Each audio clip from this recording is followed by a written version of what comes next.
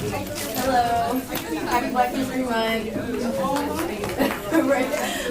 Welcome to our event, Shaking the Table and Examining Professionalism with Leah Goodridge. My name is Serena Soar. I'm a 2L with the school as well as the political activism chair for BLSA. I'm honored to stand here today as a rep for all the co-sponsors to this event, BLSA, CRS, PILP, LAMP. I just want to take the time out to say thank you for all of your support and guidance along the way. We definitely couldn't have done this without you all. It's not easy to say the least, but I'm glad that we're all here and ready to engage in this extraordinarily important discussion. As you all should know, I'm standing here with the illustrious Leah Goodridge. She is here to discuss her article, Professionalism as a Racial Construct, an article that she actually published in the UCLA Law Review. So hopefully you all got a chance to take a peek at it. If not, that's fine. The discussion is bound to be extraordinarily relevant and engaging to you all regardless. We will basically touch on the concepts laid out in our article as well as what it means to be a professional in today's workplace. And we're truly in for a treat. Leah is a dynamic speaker and a renowned long-time housing and racial justice movement lawyer in New York. For instance, she is the current managing attorney for housing policy and mobilization for justice, as well as a commissioner on the New York City Planning Commission. I say all that to say that she has a wealth of knowledge and wisdom to share with us, and again, that today's discussion is bound to be engaging, and you all are bound to leave here feeling that much more enriched because of it. So without further ado, I'll hand the reins to Leah, if you all could welcome her in with a warm round of applause.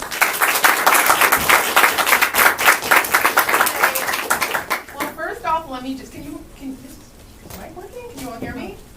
Is it muted? No.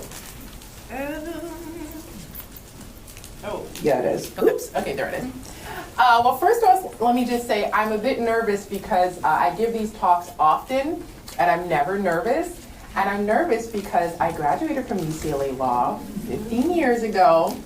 And I was actually in this classroom. I had property, and I didn't like it, but I'm a housing attorney, so there you go. You can have classes, not like them, and then pursue a career in them. There you go, I love it.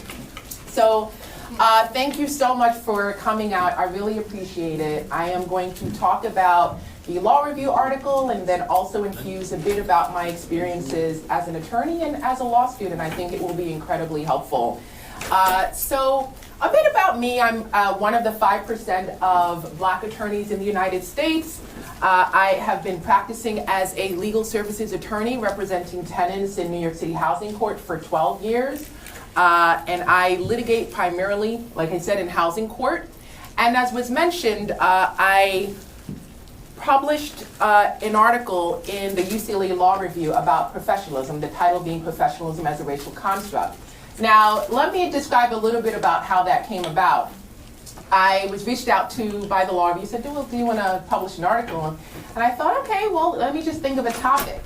And then about the next day, I went to housing court and had this experience, which was a routine experience where I was litigating before the judge and my opposing counsel also litigating, representing the landlord. And they were extremely rude. Talking over me, sighing, sucking their teeth, saying a lot of very rude things about me and, representing the tenants, and just went completely unchecked. And I knew in that moment, well, if I had even remotely returned the energy and said, well, you suck as a landlord's attorney, actually, and et cetera, it would probably be shut down. And when I talk to my friends afterwards, there's a particular advice that was always given, which is rise above it. Don't let him see you sweat. Be unbothered. And I thought after having litigated for 12, at that point it was for 10 years in housing court, that I'm a little sick and tired of rising above. And why was professionalism a one-way street where I had to be professional, but my opposing counsel, who was white, didn't have that same standard? And so I really began to question, what did it mean to be professional if it only applied to primarily people of color and people from marginalized groups? But for example, if my opposing counsel was a white cisgender heterosexual male and they were completely unprofessional, what we understand it, being rude, talking over people, even talking over the judge. It was just chalked up to, oh, that's, you know, he's had a bad day. That's just how they are. And I might probably be labeled as angry, as unprofessional, as aggressive. Why was that? And so I really began to unpack what professionalism means. So a little bit before we start about the impact of the article, I sort of looked at this as, I'm a practitioner, I'm not a professor, and so if I publish something in a law review, who's gonna see it that I that I actually work with? So I'm just gonna, talk about it in a very blunt way. And so when I spoke about it in the sort of mind frame that no one's really going to see it, right? And I was very blunt, very authentic. And then about 48 hours after it was published, I started getting emails from people. I'm like, first of all, how did you even find this article? And then it went viral on Twitter and LinkedIn. And then people just started, I would sign into LinkedIn, and people who I never even knew or even met would, start writing posts like, I went to work today and I told my boss professionalism is a racial concept. I'm like, oh my God, don't get fired. It sort of really took me by storm. It wasn't something that when I wrote originally, thought that it would, be this sort of impactful article. But I think in hindsight it was, particularly because I was very authentic and I didn't write it. I originally wrote it sort of like, well, I don't want to say that. I don't want to piss anyone off. And then I just was like, we're at this point where it's been a couple of weeks now, and it's the 5th court experience that I've had. And so who am I protecting, right? So it's now taught in at least 10 law schools. It's cited in a federal case. A couple of months ago, Stanford Law School organized a conference about it. It's won an award from the New York City Bar Association. It's been featured in several magazines, not limited to Forbes, Teen Vogue, Time, The Griot. And most importantly, what I found to be very interesting is that it is well beyond the legal profession. So whenever I do events or people are talking about it, it's not primarily lawyers. It's all kinds of it's really big in the medical profession, and I think that's probably in large part because a lot of medical and health professionals have to deal with bias, specifically from patients. And, there's this sort of like weather through it, if a patient comes and they call you the N-word, it's like, well, just give them the medication, you have to be the consummate professional. So I hear this a lot from medical professionals. And Harvard Law School hands it out to their students. So this is that on the right. So I want you to think, before we begin, if you had to think of a person who is a consummate professional, who would it be and why? And so, what would that look like? Would it look like the person arriving on time, being courteous to colleagues, wearing understated colors? I particularly was advised when I was at UCLA, do not wear neon green to OCI, don't wear like yellow, wear a suit, which I thought, for example, well, what if I was, African and I wanted to wear traditional garbs? Like, is that just, unprofessional? Like, why do I have to wear a suit? So, wear understated colors, wear a suit, don't eat food with strong odor. I got in trouble for this one time. I was eating codfish in the office and someone complained. Communicate, be transparent, keep your head down and do your work. Speak up about injustice. Don't raise divisive topics that may make some colleagues feel uncomfortable. Have a thick skin. Give everyone the benefit of the doubt and be patient when it comes to microaggressions. Don't raise equity concerns. All the time nitpick the institution every day, raising an equity. What does professionalism look like? When you think of the consummate professional, what does a consummate professional look like to you? Are any of the things up here? And so this is what we're going to talk about. And I'll begin by saying sometimes, when they hear the topic, sometimes people are like, well, what are we? Now we can't be, now it's racist to be professional? Yeah. So we delve a bit deeper because I think a lot of us understand the general concept of professionalism. And in essence, what we're going to talk about is how there are other ways apart from that. We should obviously all have certain standards, treat each other respectfully, etc. But apart from that, sometimes professionalism as a concept is weaponized against marginalized groups. So professionalism as a racial construct is a movement to disrupt inequity, classism, elitism, ableism, anti-blackness, racism, and white supremacy in the workplace. Professionalism is a standard with a set of beliefs about how one should operate in the workplace. So while professionalism seemingly applies to everyone, it is used to widely police and regulate people of color in various ways, including hear, tone, and food sense. Thus, it is not merely that there is a double standard in how professionalism applies, it is that the standard itself is based on a set of beliefs grounded in racial subordination and white supremacy. So we are going to talk about three concepts that I laid out in the article. The bias threshold, selective offense, and the reasonable person is white. And I'll start by saying that the article itself really focuses on how professionalism is weaponized against people of color. I've said, marginalized groups, and it's not limited to people of color, but I focus primarily on people of color, so that's what we're going to talk about today. Bias and discrimination threshold.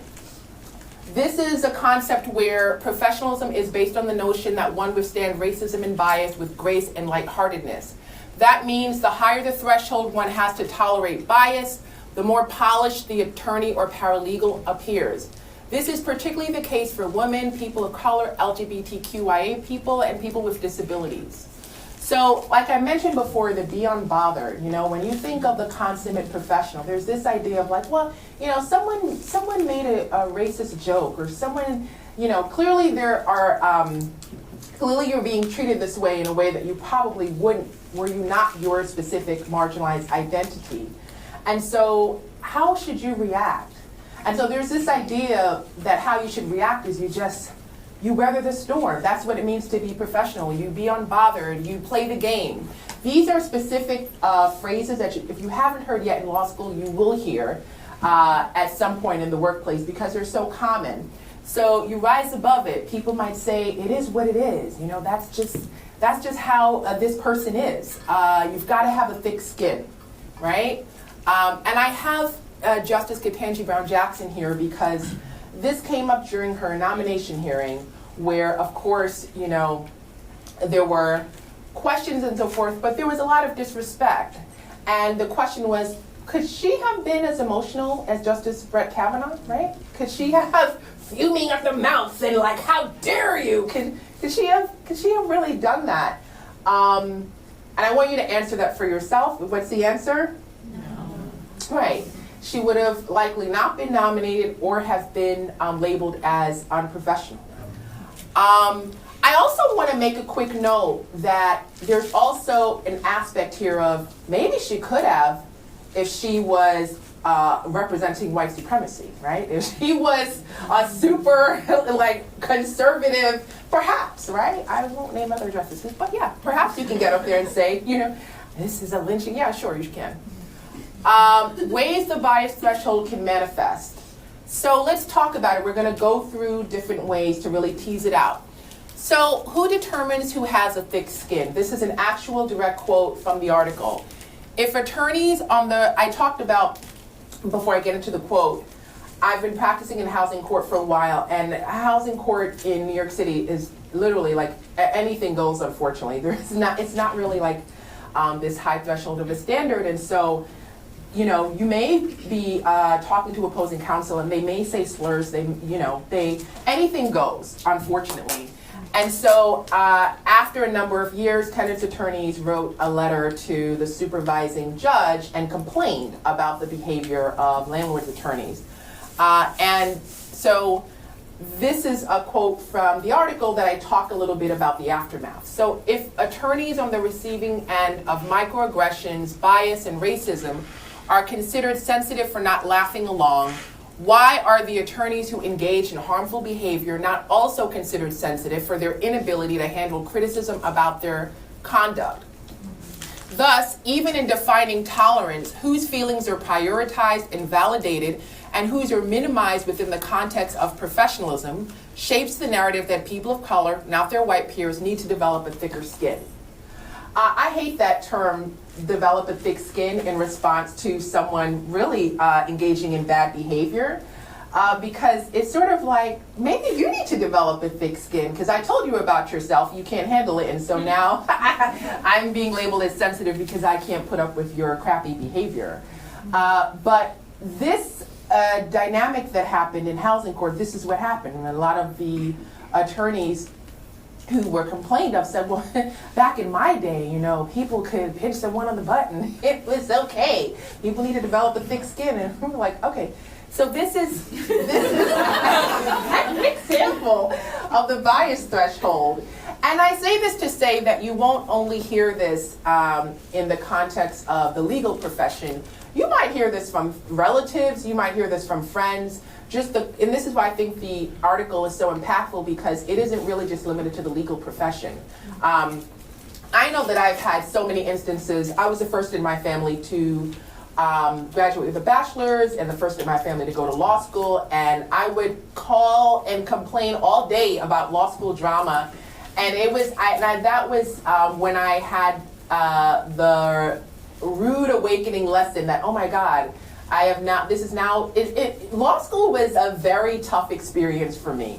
I was actually in, I think it's called like the special section. I thought I was gonna flunk out. I got like a C for the first time my first year. My dream was to be on the law review. I like didn't make, I mean, it was just like a very hard, rude awakening for me. And it was probably the first time where I was like, wow, I don't think I'm as smart as I thought I was. This was the first time. And when I would call home, it was like, it was labeled as like first world problems kind of thing. Like, okay, well, you know, all right, so you're in law school, someone was mean, you're all right, well, toughen up. It's like, you know, so that was one of my first experiences of get a thick skin in school and in the workplace, and it was very hard for me to handle.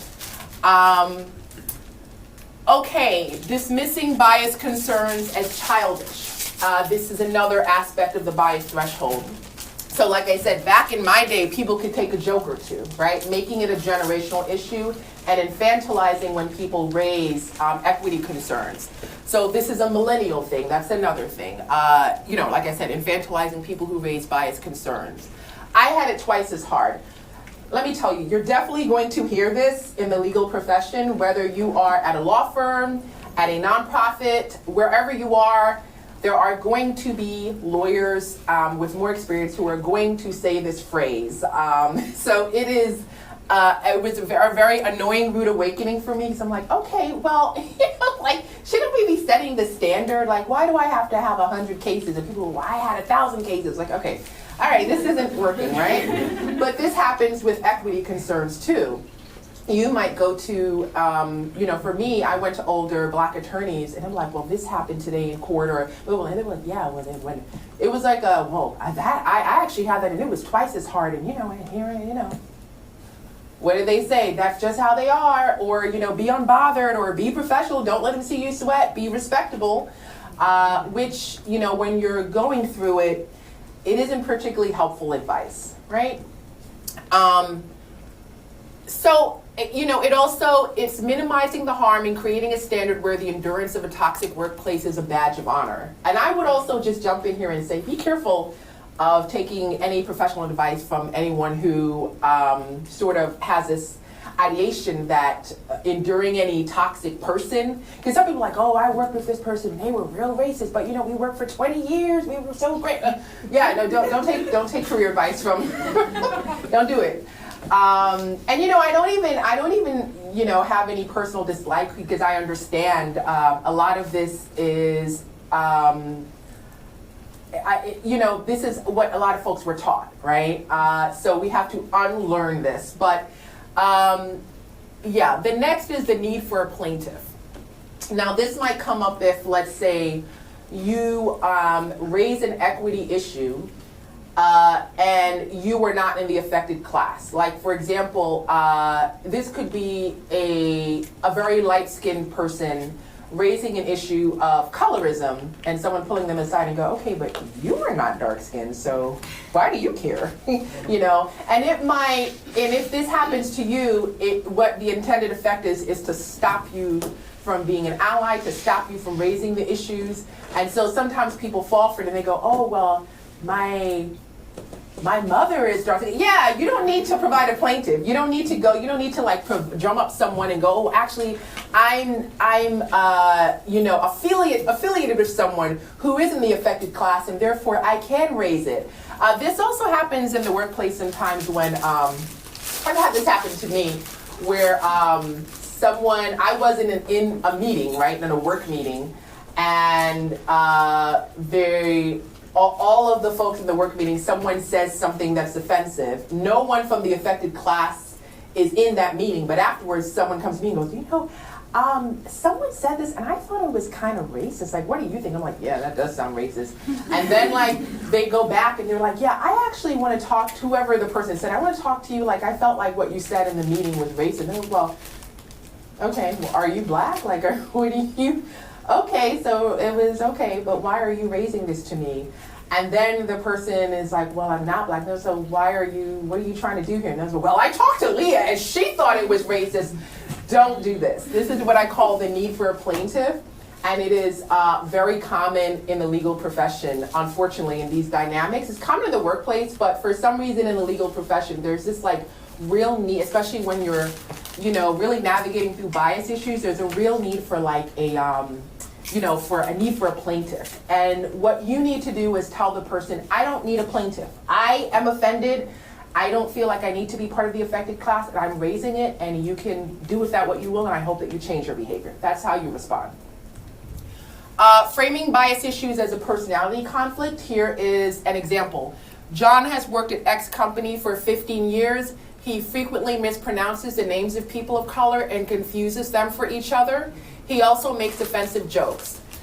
Ayana joins company X. When John makes one of his offensive jokes, she replies, that's not funny. When John mispronounces Ayana's name, she corrects him and notes she's done so 5 times. The head of the office concludes, John and Ayana don't get along. John is a charismatic guy who tells off-color jokes, and Ayana is no nonsense, so they just don't mesh well. This is an example of framing bias concerns as a personality conflict, and it happens quite often.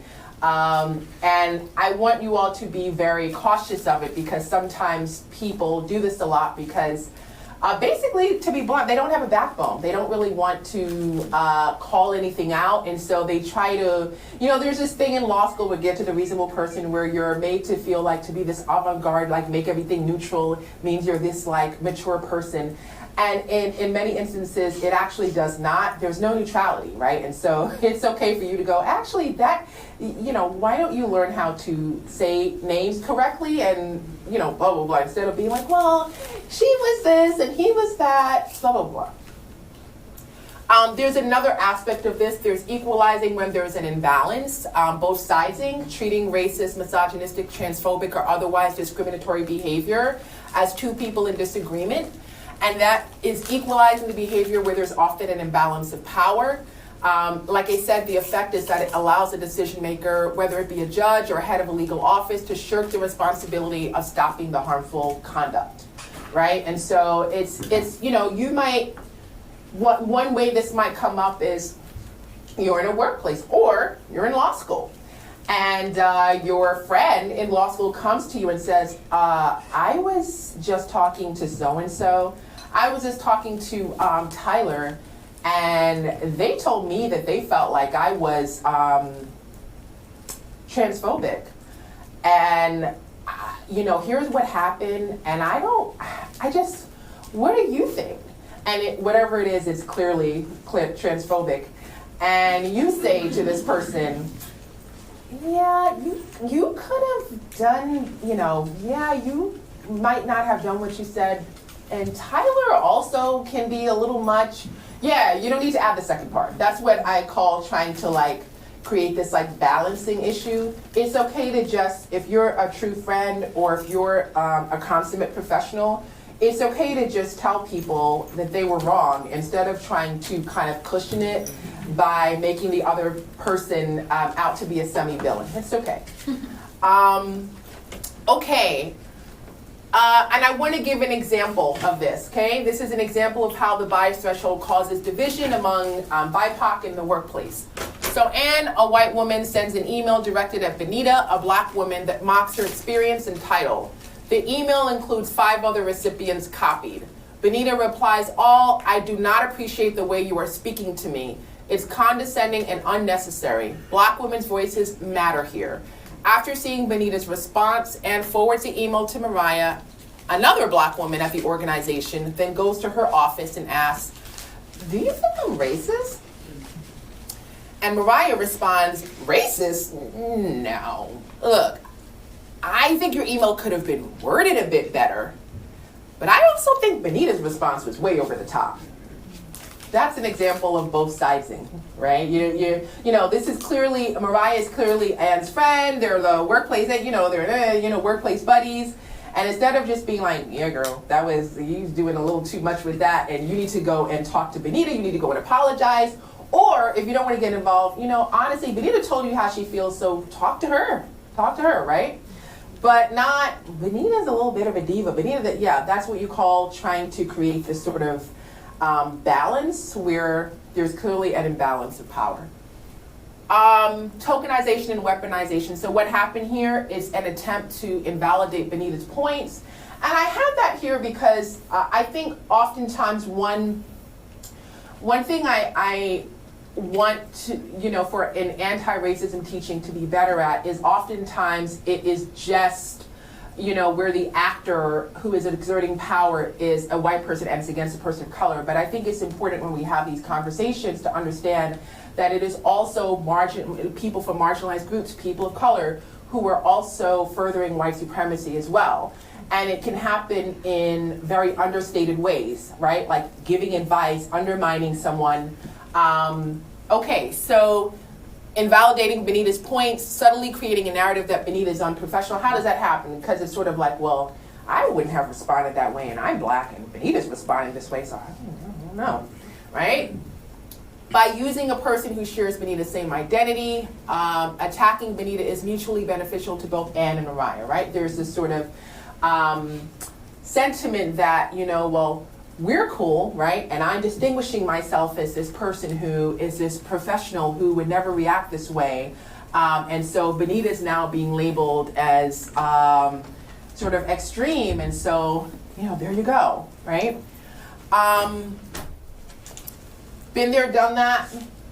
Before I get too judgmental, I have been the Mariah, and it has been unwittingly. It has been, a time where I didn't even realize I was doing this. And I'll tell you because I want you all to understand that these things happen in ways that, because traditional DEI does it, it focuses just on this very surface level, black-white binary. You don't get into the nuances, but the fact of the matter is you might be in law school or in the workplace and someone pops in, someone's talking to you and describing a scenario, and you're busy, you have all of your other classes or whatever, and then you're just like, all right, whatever, this sounds like gossip, or this, and then you just like say something and then you leave, right? That's how it would happen to me, like, oh, well, this, it's not that serious. It didn't happen to me, so it's not that serious, and here are my thoughts, and you're this, Benita's this, and all right, okay, bye, that's it. But I want us to just be very cautious, right? I will put it for you this way. Anytime someone comes to you to ask your opinion of someone else raising equity concerns to them, you should always question why they're asking your opinion when the other person has already told them, I think this is an equity concern. What is the purpose of that? And pretty much there's never really a good purpose, right? And I want us to all think about the fact that everyone has their own standard of mistreatment. You might feel like I don't want, in any relationship at all, like I don't want people to treat me this way, and someone else might really take a high degree of mistreatment, and that for them is fine. And so everyone has their own standard, and so, I say that to say that when someone asks you for your opinion about someone else basically saying that they disrespected them, You always have to be cautious about if you're giving the opinion, well, no, actually, I don't think it was that deep. What exactly are you contributing to, right? I also want to say, if you are, right, the other angle here is let's support Mariah a little bit, because sometimes the other aspect is you might also be the person that people consistently come to with these scenarios, like, well, this happened today, and then it might be the next day, well, something else, you know, it is framed as like the drama, and that is, oh, well, here's what, and then you kind of just get tired because you don't have the capacity to constantly, you know, sort of like wade through and think through and give advice. So you're just like, oh, well, whatever, right? That's another example. And so what I think is important is that you set boundaries. Like, I don't want to be this person, and start doing it in law school, right? If you have someone and they're constantly coming to you, well, this happened today, what do you think? Yeah, I got to go to class, right? I have to go to class. I have to do my work. So set boundaries and be aware of shadow work. That's an example of where you're doing a lot of labor and it actually isn't contributing to, it's in the shadows. You can't put it on your resume. You're not being given credit for it. No one's like, well, I go to Amy all the time to ask her to give me advice about these issues that happen with equity in the law school. Yeah, it's shadow work, right? But it takes up a lot of your time, a lot of your emotional labor. So beware. It's also what I call the Gone with the Wind, the supporting character. You should be aware of it, because when you operate in the workplace, the way how this plays out is you start, you know, being this sort of undercover shadow expert on DEI, basically. And when it comes time for you to be thought of as the expert on something substantive, like whatever it is your area is, you're not. Because, you know, you're being pegged as this person who like gives this like advice and goes to their office and makes people feel great, even though you might not realize that that's what's happening. So I just want for everyone to be aware of that. Everyone also, even if you are the person going to the Mariah, be aware that this is creating a dynamic. So before we move on, just a quick rundown for the bias threshold, because it was a lot. The concept of having a thick skin, dismissing people who raise bias concerns is childish. I had it twice as hard, so you should too. The need for a plaintiff, framing bias issues as personality conflicts, and equalizing two people when a power dynamic is driving their interactions. I have this up here because this is actually a visual image of instances where people, you know, have been framed as unprofessional. They're all people of color, and you know, think about in these instances how this is the lady here in the green dress. She, this is her longtime colleague. They're both anchors, and somehow like a monkey came on the screen, and she was like, "That kind of looks like you," like on the live thing. And so then he kind of had to react, and then she gave. This is the apology, and you know, and there's this thing of like, well, what if you say I don't accept what if you want to say I don't accept this? You know, I don't like. That's another example of how professionalism plays out, because there's this concept where you have to be gracious, someone's apologizing. You're like, I don't think that you were ignorant. I think you, what if you want to say, I don't think you were ignorant, I think you knew what you were doing, and this is not enough for me. And then people might say, actually, you're unprofessional for not accepting the apology. That's another example. Okay. Selective offense. Where am I on time? Okay, I have some time, yeah. Selective offense.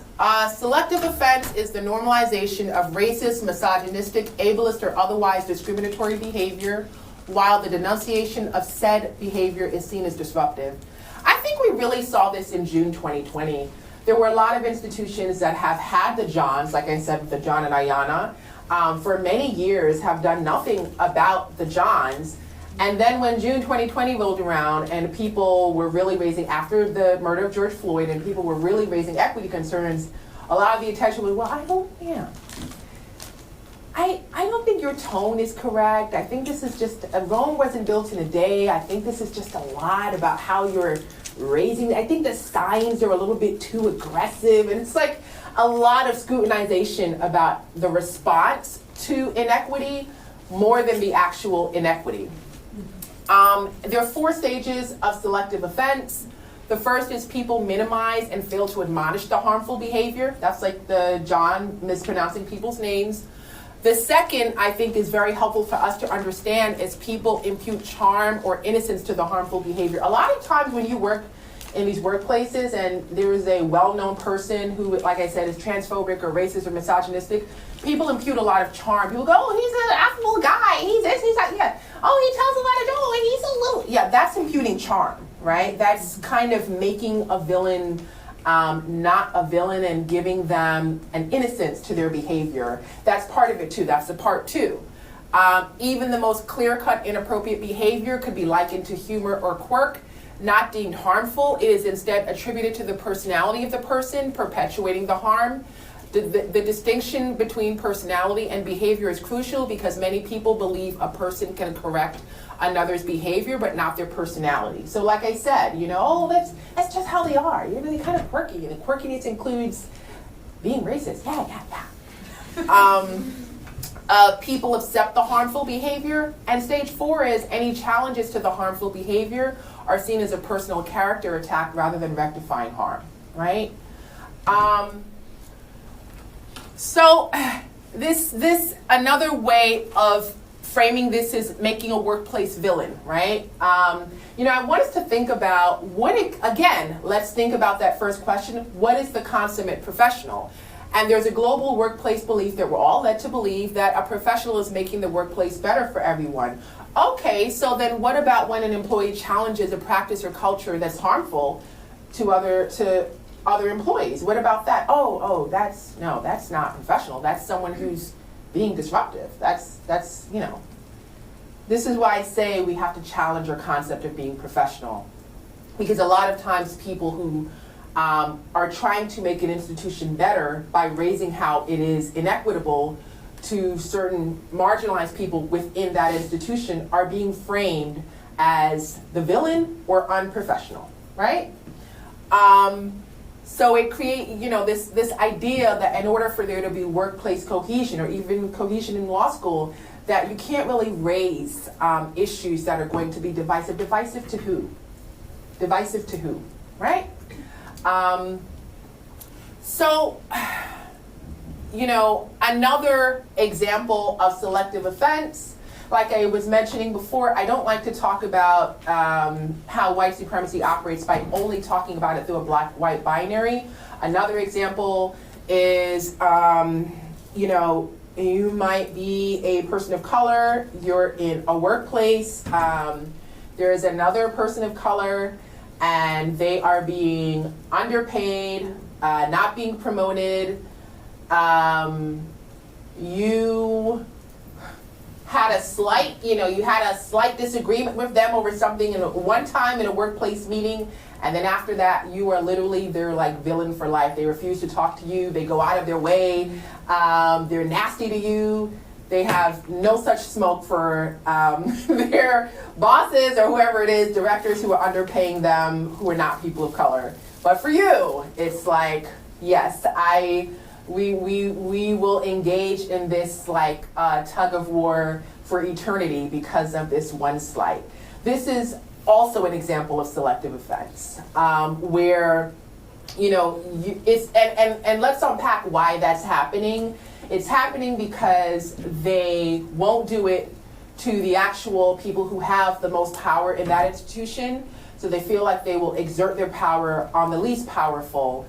And that's you, right? That's you. Just a show of hands, who here has had that experience? I have. Okay, yeah.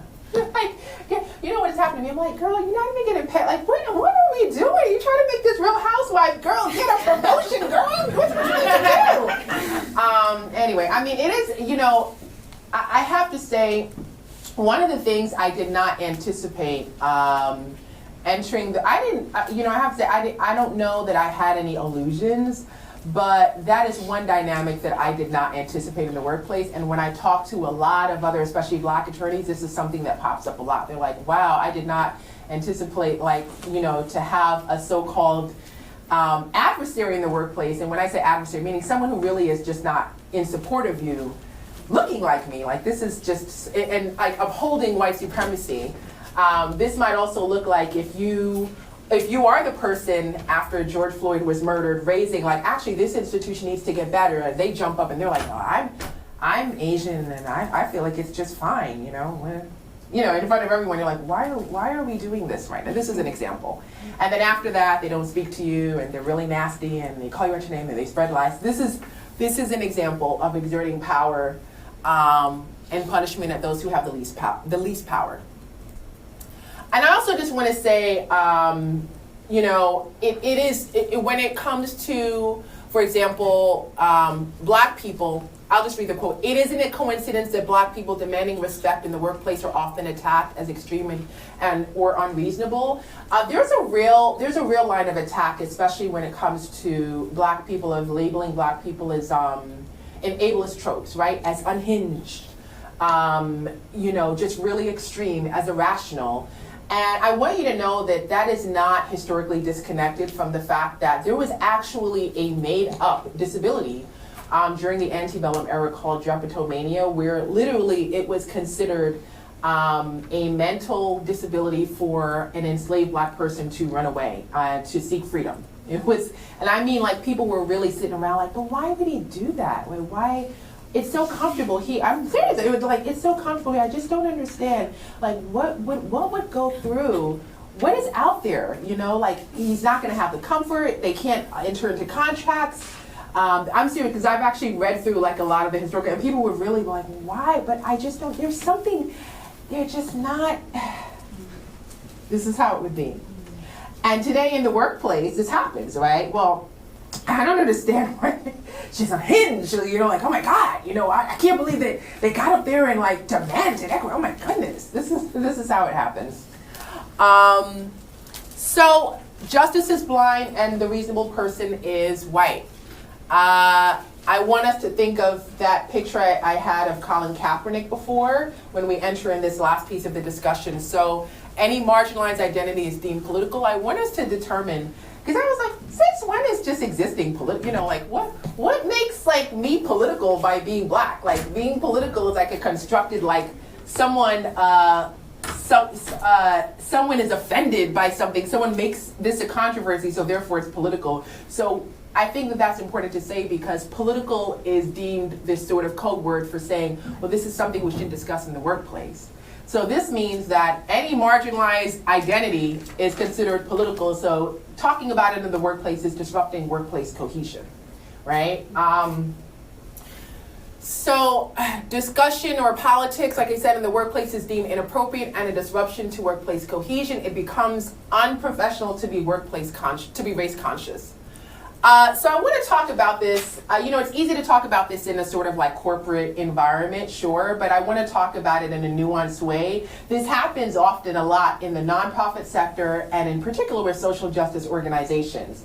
So, for example, there's this real idea that like racial justice isn't real work in social justice institutions. So, for example, if you work in a social justice institution, and there are literally people who will have this idea that, yeah, sure, you filing motions about, what's going on for the client. You filing motions representing like tenants who are getting evicted, fine.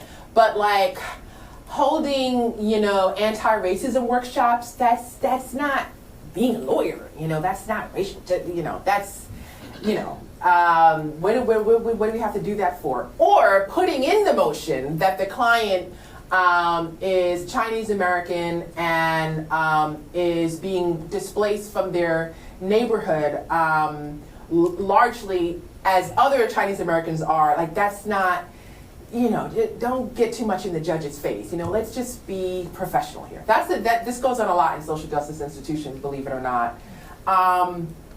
And because of it, litigating for 10 years in social justice without ever naming in a legal motion that your client is a person of color or ensnared in systemic racism is an example of white supremacy at work. I want to say I faced this a bit in law school. My specialization was critical race theory.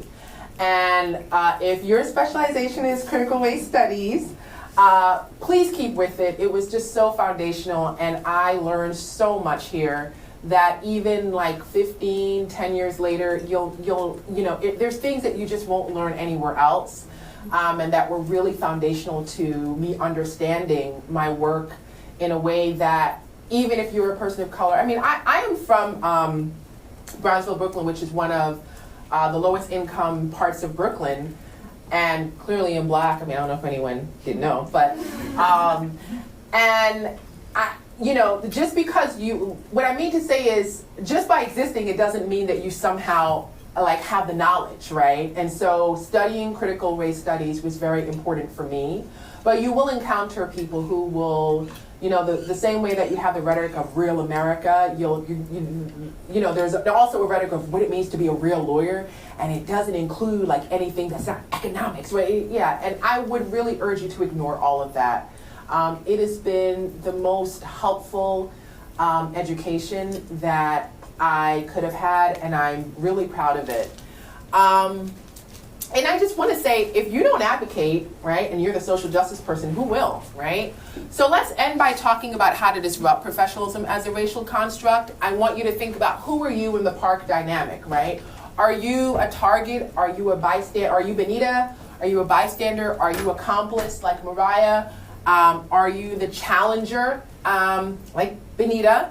Are you the perpetuator like John, right, who mispronounces the names? Who are you in the park dynamic? And, you know, I mentioned this before about, you know, when you are the Mariah and people might come to you often and ask you to do the shadow work.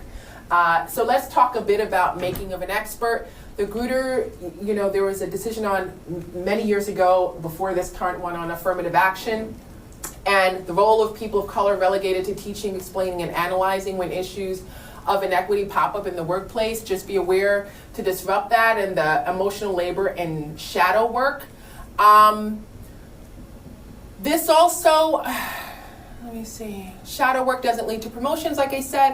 And I also like to say, get rid of the term soft skills, right? There's also a thing we do where we're like, well, soft skills, like, no, actually treating people well and being able to have interpersonal skills, it shouldn't even be labeled as a soft skill, because a soft skill infers that it's not really necessary, that it's like some kind of like extracurricular thing. Yeah, no, did you know that you can actually get fired and cause a lot of liability in a workplace if you you know, are racist, sexist? So part of these soft skills are actually hard skills and should come with the job. And I say this because, especially in the legal profession, you will hear these phrases of like, well, he's not the nicest person, and yeah, he tells off-color jokes, but he's a good attorney. You hear this a lot, right? And I want us to really think about that. Like, yeah, I want you to reframe it as, well, he might bring liability, there might be lawsuits, but he can file a motion. That's literally how you should reply to people. So just reframe, constantly help people to reframe. It's also a very gender term, I feel like, so yeah. Okay, incorporate it in your legal work. I think I mentioned this, but you can say, like if you're filing a motion, it's okay to say in your motion and mention your client's race. There's a lot of people who do social justice who, because we're taught like it's rude, it's in your face, you don't want to piss off the judge. And oftentimes when you dig deeper, it's often that they don't want to do, they're like, I'm already bringing up whatever the substantive issue is. If I'm not raising a particular race discrimination complaint, then I don't see the need of mentioning the sort of background. And that's the part of where I say, oh, this isn't being a real lawyer. No, you have to challenge that. This is part of being a really good advocate. And I will tell you, as someone who has advocated for people for 12 years, your clients are also going to look at you as like, why aren't you, do you even understand the larger concept of what we're doing? No more white-centered DEI. I kind of mentioned this, but you know, there's a sort of traditional thinking of DEI, and sometimes it is, and I touched on this in the article, of where it's really based on the comfort of white participants in the room, right? And so you don't really delve deeply. People walk away thinking racism looks the same exact way for all people of color. It does not. There's anti-Asian racism, there's anti-blackness, it really impacts people differently. And then sometimes there's just anti-blackness. There can be no white people in the room, it's all people of color, and then there's anti-blackness. So all of that is nuanced conversations that sometimes get watered down with just like, oh, there's racism for everyone. There's also diaspora and ethnicity privileges. That's another very nuanced topic that happens. Happens in the Black community, happens in the Asian community. Colorism, fat phobia. Think about it this way. Have you ever been to an anti-racism workshop that talks about fat phobia, colorism, right? Probably not, right? Yeah, so that's what I call where it's just keeping it surface level, where we're just, let me put it for you a different way. People will go, well, we can't delve deeper because then people won't understand. Then I ask the same people, do you know what colorism is? Well, yeah, I know. But I was like, yeah, so then why can't we delve? Well, yeah, and so that's what I call white-centered. That's why I call it white-centered DEI. Because when you start engaging in, there are a lot of people from marginalized groups who can also benefit from this level of training. And so, like I said before, just by your mere existence doesn't mean that like somehow you pop into the world and you treat people well. And so this is really helpful in order to think about. And classism, right? My goodness, classism is really big in the legal profession. It might be where your law school is. It might be, I could go on and on and on. Where you live, your zip code. I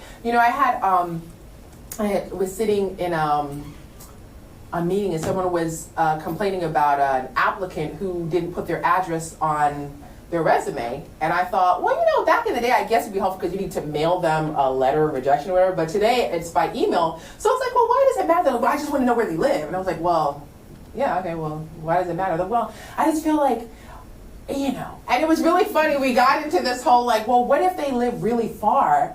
I'll tell you how classism pops up. So in New York, a lot of the lower income neighborhoods that are heavily concentrated with people of color are farther out.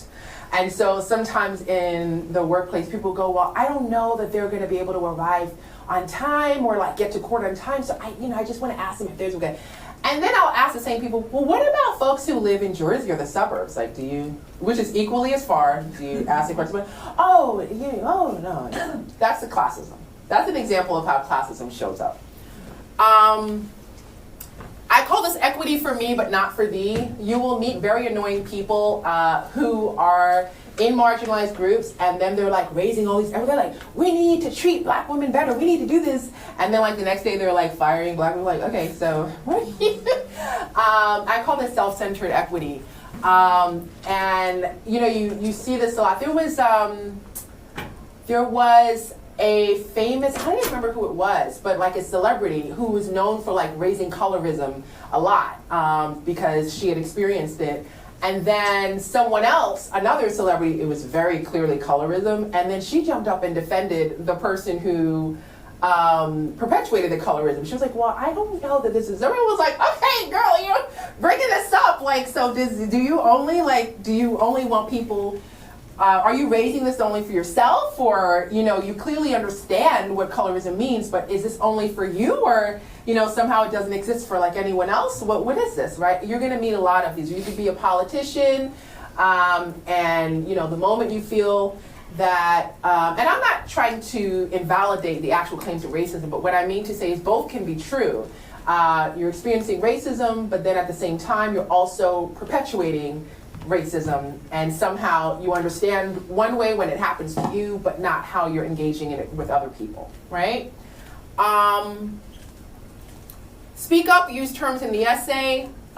You should say, if you have a John in your office, why are you so bothered that Jane or Ayanna, a Black woman, called out an attorney for his racist conduct, but you don't have the same reaction towards John, a white man who still cannot correctly pronounce the names of people of color after 10 years of working here? This seems like selective offense. You should literally just use the terms. Check your support systems. In a lot of ways, sometimes our family and friends also have these ideas. It's not just limited to the legal profession or the workplace. And there's a mindset that you should just be happy that you're at the table, right? You should just be, you're the first in the family, you should just be happy that you're there, right? And we need to push past that level of worthiness and valuation of ourselves and go, I am the table, right? And so I'm not just happy to be here, I want to thrive and not have and internalize this mentality that like somehow I don't belong here and I should just be happy and I should take scraps, and if people mistreat me, no. There's also like, don't get fired, like, oh, if you raise anything or if you check anyone, like I'm just looking out for you. And, we also divorce ourselves from that as well. And then there's also, is this your first time dealing with racism? You might confront, so you might talk to people about an experience you're going through. Like, well, it is what it is. People like, well, this happens every day, so why are you taking this so, move on. I already did this. Name it for decision makers. That's, I like I said, in your legal motions, this is for the judge, and that's it. Thank you so much.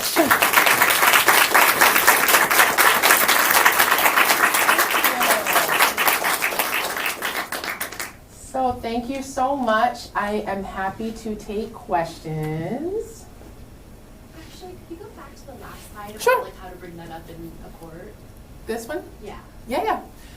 Your Honor, opposing counsel has interrupted me several times. There's been no warning of contempt or forcing them to leave the courtroom. Are my client and I expected to silently endure this, a bias threshold? I just want to say as well, especially if you're a woman of color, and you're engaged, you're experiencing this in court, there's also this dynamic of where if your client's there, this actually happens often. Your client, who might also be a person of color, who might not, they're watching this happen, and then they reason, they're like, I don't want this person. They actually go and they go, I don't know if I want this person to be my attorney because this is no offense. This is what they say. This is no offense. This is no, but I just want the best representation.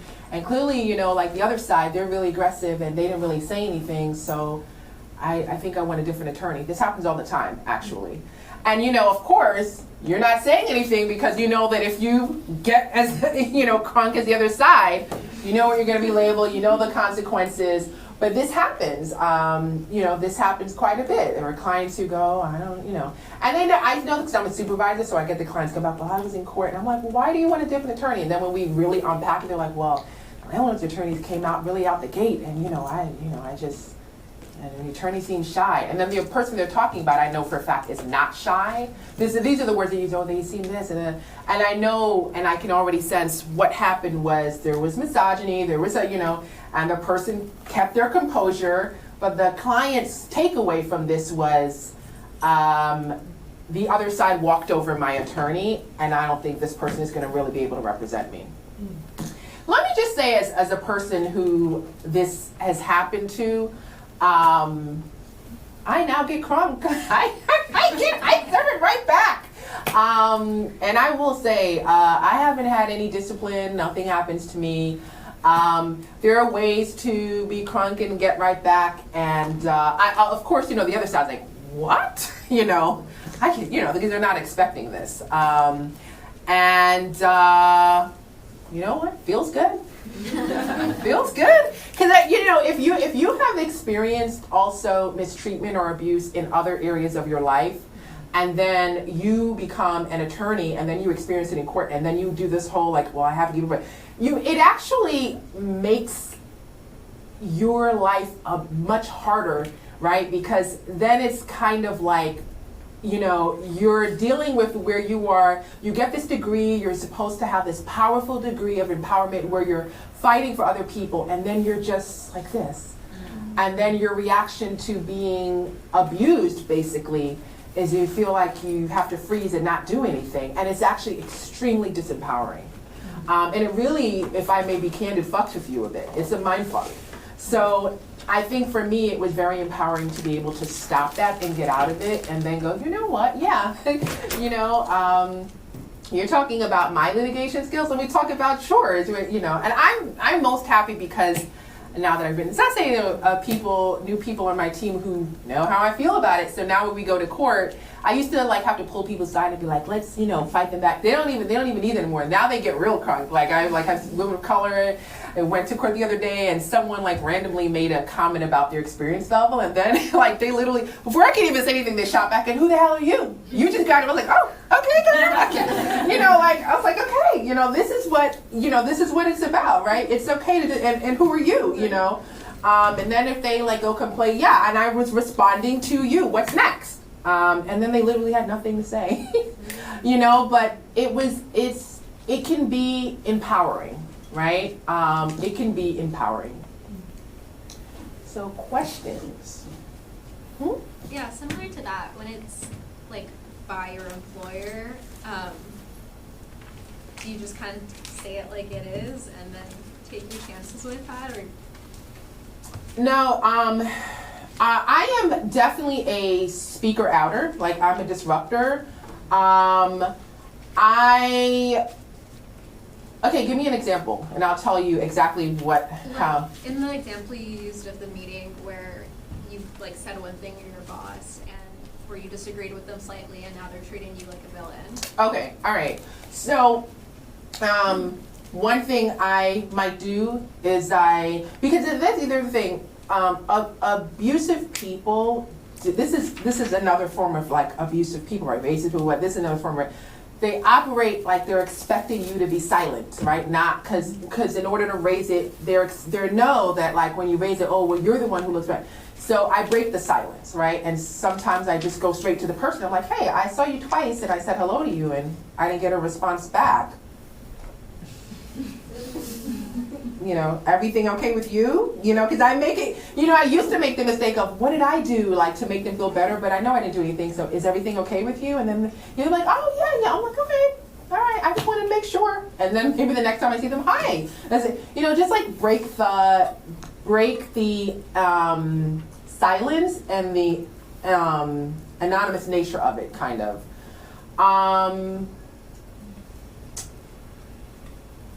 I also, one thing that I have found, I want to tell you, don't be too hard on yourself on how you react in the moment. One thing for me was I realized I'm like a fighter, like as a person, but when these issues would happen in the moment, I would sort of like be sitting there like, wait, is this a thing? I'm trying to like process it, and what I would do is right after I would go to a trusted person, relay what happened, and then let them tell me and validate for me, like, oh, I thought this. One thing I want to tell you to practice in law school, don't do that. Don't rely too much on other people to validate how you feel. If you feel mistreated, you feel mistreated, because that's where all of this, like, oh, it is what it, people are going to tell you, oh, it's not that, or some people might go, yeah, that was really ridiculous. And then you're like, okay, well, now I want to talk to them, I want to file a complaint. Oh, no, I'm doing too much now. That's other people's, you have to get experience and empowerment in standing in how you feel without other people validating whether it was painful for you or not. So that's one thing I will tell you. That's a mistake that I spent many years doing, of like constantly going to someone else, having them draft my email response to the person. Because then you're like, well, I don't want to look unprofessional, right? But I do want to like fight back. I want to tell the person, I want to email them. It's also a lot of time wasted. So now I just let people know, spend 5 minutes, and literally just force myself to move on. I also have a tactic I use with my friends where we put a time limit on how often we're going to talk about, like, because what happens is you might have had a day where no equity issues came up. You're like, oh, it's feeling great. And then you talk to your friend, you're like, hey girl, and then they have some equity, and then you're like, you're fine, but now you have to listen to like your friend's trauma for the day, and then you're like, oh my God, now I feel terrible again, right? And so I think it's really helpful to kind of like, if you're going to spend this much time talking about this, what I have with my friends is called Black Girl Magic, where we literally say, okay, if we're going to spend 30 minutes talking about this, we have to spend 30 minutes, the equal amount of time, talking about how something we're going to do, like to better our career or our self-care. So one thing that came out of this was like, I called my friend and we were talking for 30 minutes about something that happened in my office. And then we were like, okay, girl, so you talked for 30 minutes, so now we have to talk for 30 minutes, and your friend has to hold you accountable and force you. So then what ended up happening out of that, we were like, you should be in Forbes magazine. They're like, what about you being in Forbes magazine? This is your friend, and you have to go through like something empowering for you. And then we talked about like, who do we know, but what, and then it happened. Because I think it's also a source of empowerment. Like you don't want to spend because when you spend, because you have to keep in mind, the people who are often engaging this, they're not going home thinking about it. They're, you know, we spend so much energy just thinking about it, and that's part of the power. And part of taking the power back is like, yeah, I told them off, I told them about themselves, and now I'm moving on, and I'm going to focus on myself. It's very hard to do, but that's why you might have a system with your friends of like holding everyone accountable.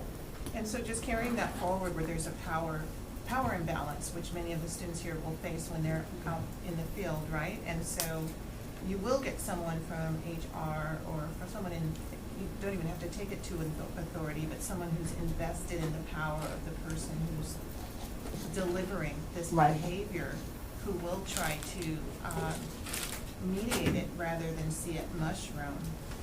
So you're new on the job. What are you doing in that instance, right? When you are feeling that attack or that pain or that bias, it's not reflexive to just go at it. Or is that what you're advising that they do? Yeah, I think, like, for example, you're new on the job, you're at a meeting, you do have to train people about how to treat you. Because, like I said, abusive people operate, it's the same tolerate. They do a little bit, see how you react, and then if you do, you know, but if you react, like, oh, well, she's okay. You know, I might be in a meeting, I might be new in a space, and, you know, someone says something, makes a kind of, you know, joke, and I go, that's not funny. Just doesn't even need to be, wow. Just, you know, just to let them know, like, yeah, I'm not cool with that. Yeah. So I think, you know, it's important to know, because sometimes people have this idea that like holding people accountable or telling them or basically signaling to them, I'm not going to tolerate this, needs to be this whole big, like, and it doesn't. It can literally be like, that's not funny. And, you know, you might get the person afterwards trying to, you know, do what they do, coming afterwards. Well, I just didn't think it was funny. I have to run, but, you know, that's it. You don't want to spend time and energy on them. You're just letting them know, here's my boundary, here's how you treat me, and I'm not going to tolerate this. You might have someone send you an email. I've been the Benita. People love to do this with Black women. There's a humbling thing, and it's almost never a one-on-one. They like to include like a crowd for the humbling and the embarrassments, you know, like other people are copied.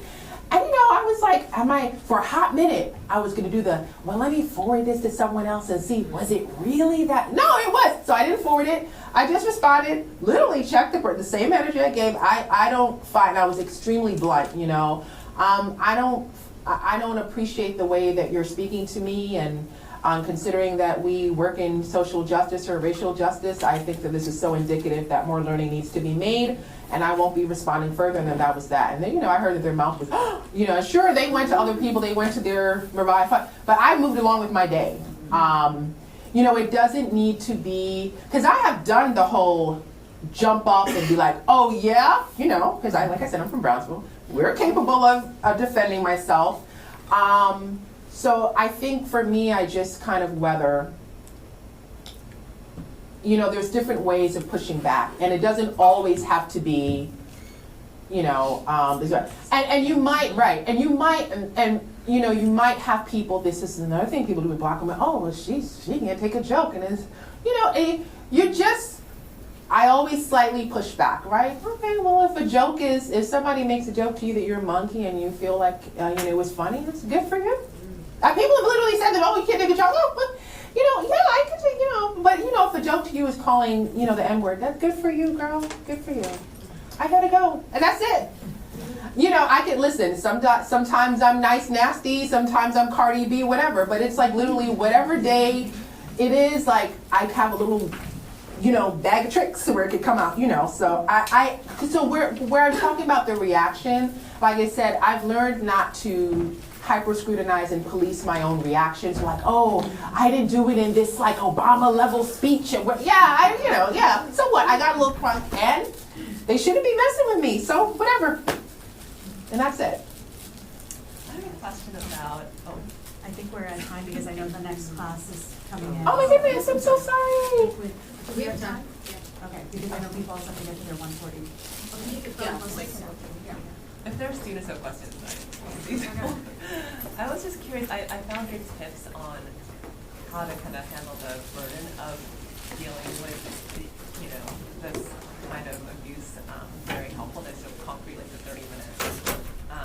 But if you're working kind of in an internal space to change policies that take time.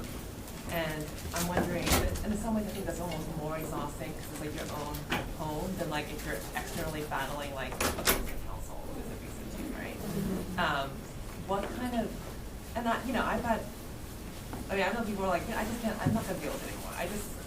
It's not, I'm too exhausted. Like I'm kind of curious if you might have ways of thinking about, and not just doing the shadow work, obviously, I think you addressed that really well, but just when you want to see policy change internally, you see us having like really bad DI impact. So one thing two things I want to make clear. The first is, if an institution is toxic to the point of where it's not going to make a change or whatever, it's time to think about leaving. So I just want to make clear, I don't want people to feel like, the whole thing is to stay in toxic situations and how to navigate those waters. The main part of it also is to leave. Like part of valuing ourselves is like, okay, I'm going to leave.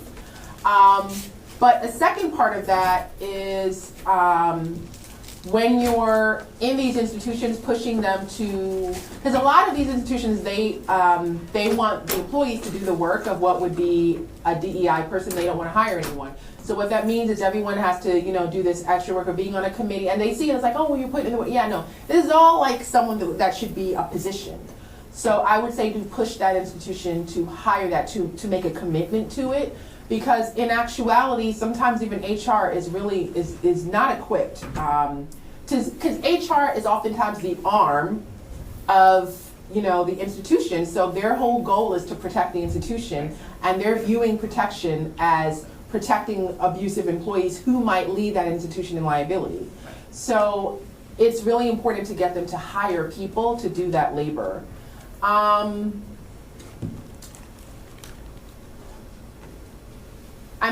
I say that as someone who has also been a person who has actively, pushed for the institution to change, but I have to say in hindsight, it takes up a lot of my, I could have been writing essays about professionalism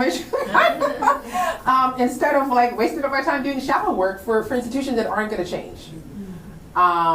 So that's the only thing I caution people to do, because if, for example, somewhere is San Francisco and it's 2024 and they don't have one Asian person on their staff, there's certain things where it's like, even me speaking, the fact that this exists means that there's certain players here that they're committed to like having this type of culture. So it's kind of it's like either they're gonna hire someone to do this, but me taking on the labor to try to force them to do it is probably not gonna go anywhere. Mm-hmm. I see this, like I've been approached to like be the first Black ED somewhere, and I'm like, this is DC? Like, this is chalky. You don't have one Black person on staff? Like, what are you talking about? It's 2024. Yeah, those are like, I don't even want to play this game. Mm-hmm.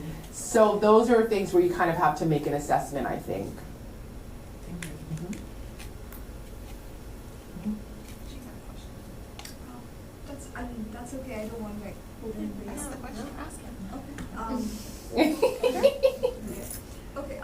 So I'm an IP litigator.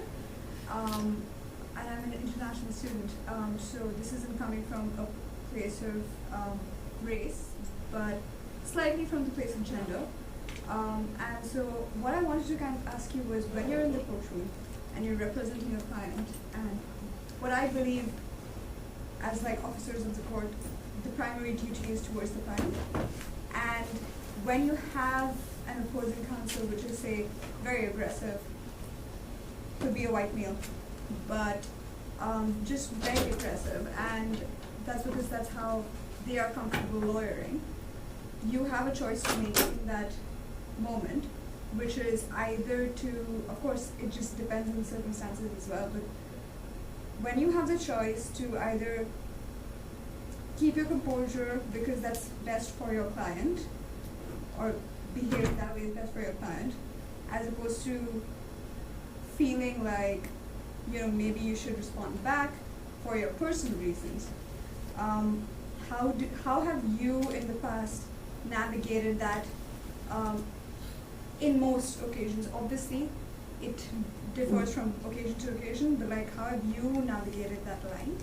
And what are the dilemmas that you face in your practice? Because it's not always black and white. Yeah, I'm glad you asked this question because a lot of times I did follow the keep my composure, and what I didn't realize is the client isn't looking at it that way. They're looking at it like my lawyer was just shouted at, yelled at, and didn't respond, and I have this concept of a lawyer being a fighter, and so they're not even fighting the landlord.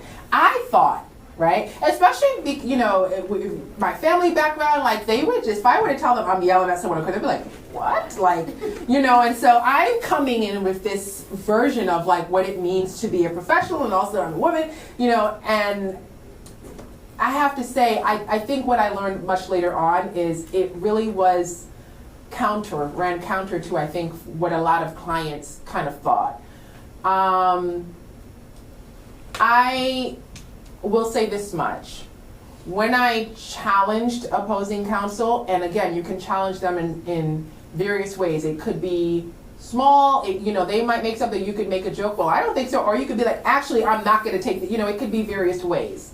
But I remember the first time I really challenged, like, you know, they made it a joke. I think they made a joke about my client having Section 8. And my client was standing right there, and I responded, and I was like, excuse me, but I don't feel like that, you know, I raised my voice, everything.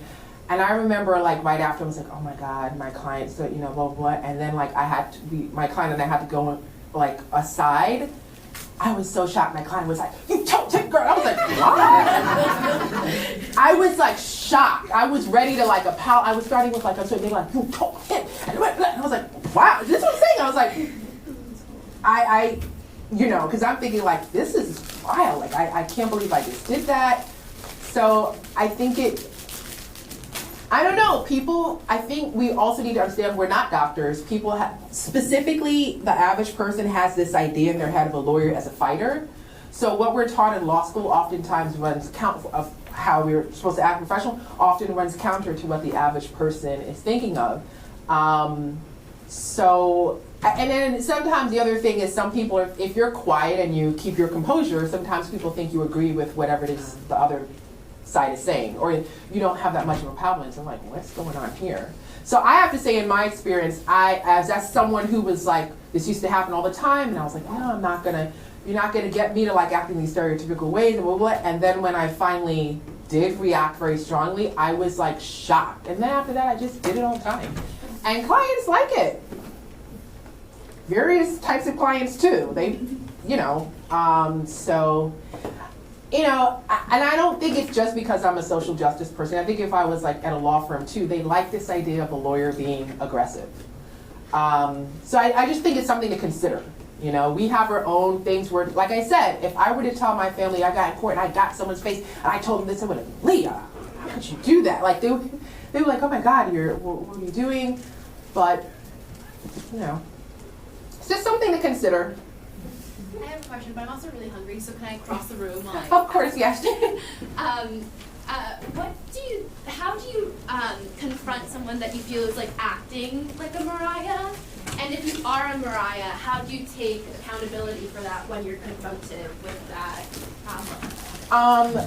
I would say, like, if I'm talking to the Mariah, I would say, I don't know if you realize you're doing this, but other people are asking you basically to invalidate another Black woman's viewpoint, and you are inserting your opinion about something that another person has already said they didn't like how they were treated.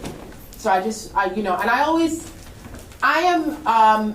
try to give the benefit of the doubt sometimes, because there's a lot of internalized racism. So I do try to get, like, you know, I start out with, I don't realize if you're, because I've had these conversations, I don't realize if you're doing this, but blah, blah, blah, blah, blah. And then we have a conversation. But listen, it's 50-50 in my case. I've done this. So I realize some people really like being the Mariah. They know they're doing it. It's not an ignorance thing. And then sometimes people, like me, didn't even know they were engaging in it. They're like, oh, okay. I did not understand that. Thank you so much for coming.